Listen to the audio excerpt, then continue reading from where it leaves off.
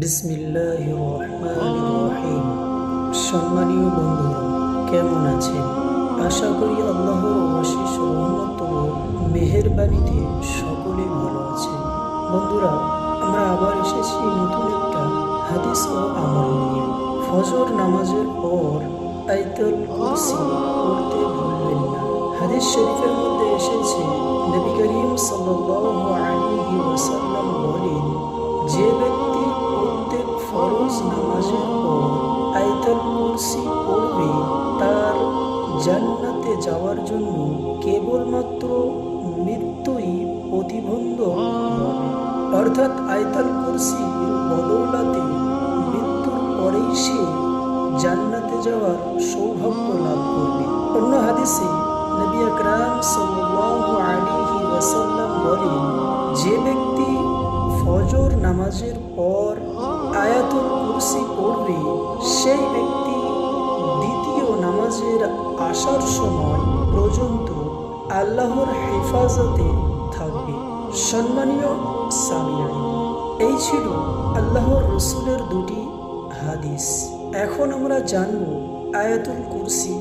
আয়াতুল কুরসি বিসমিল্লাহির রহমানির রহিম।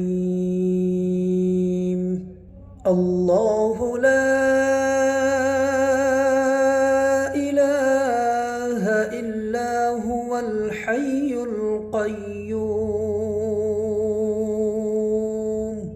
লা তাখুযুহু সিনাতুন ওয়ালা নাওম লাহু মা ফিস সামাওয়াতি ওয়া মা ফিল আরদ মান যাল্লাযী ইয়াশফা'ু 'ইনদাহু ইল্লা বিইذনিহি يعلم ما بين أيديهم وما خلفهم ولا يحيطون بشيء من علمه إلا بما شاء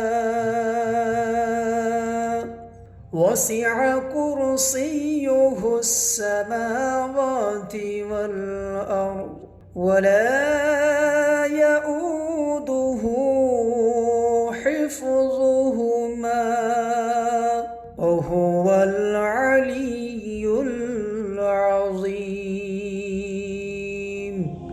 সম্মানীয় সামিঈন, এই ছিল আয়াতুল কুরসি। এই আয়াতুল কুরসির ব্যাখ্যায় কি বলা হচ্ছে? আল্লাহ ব্যতীত কোনো উপাস্য নেই। তিনি চিরঞ্জীব ও সবকিছুর ধারক। তাকে স্পর্শ করতে পারে না তন্দ্রা কিংবা নিদ্রা। দুলোকে ভূলোকে যা কিছু আছে সবই তারই।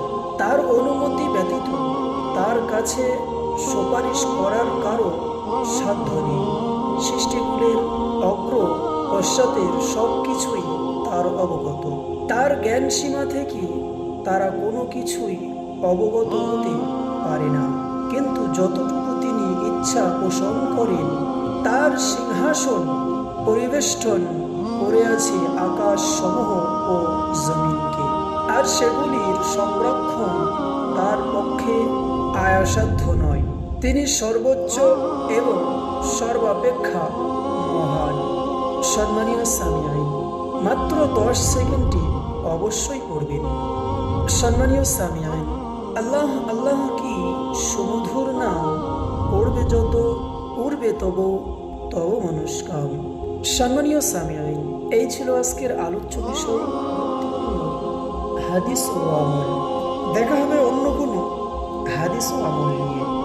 ততক্ষণ সকলে ভালো থাকবেন, সুস্থ থাকবেন, আমার জন্য দোয়া করবেন। আসসালামু আলাইকুম ওয়া রাহমাতুল্লাহি ওয়া বারাকাতুহু।